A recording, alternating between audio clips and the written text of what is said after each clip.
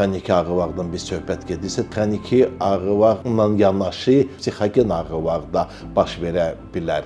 Ona görə təkcə müdaxilə eləməklə də lokal ağrını götürməklə biz istədiyimiz effekti ala bilmirik. Çünki bizim beyində iki dənə siqnal var. Noseptiv və antinoseptiv sistem var.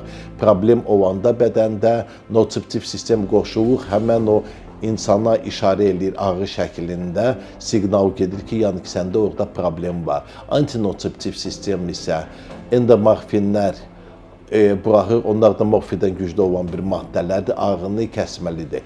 Bu kəsməyəndə deməli orada zboy gedir sistemdə, araşdırmaq lazımdır ki, nəyə görə bu problem baş verir. Ona görə çox vaxtı biz müdaxilədən sonra medikamentoz müalicə təyin edirik və sonra psixoloqun yanına müalicəyə göndərirəm. Çünki təkcə burada o istədiyimiz effekti almaq üçün təkcə müdaxilə ilə, medikamentozla yox, burada psixoloji tərəfdən də durumu stabilləşdirməliyik ki, o istədiyimiz effekti alaq.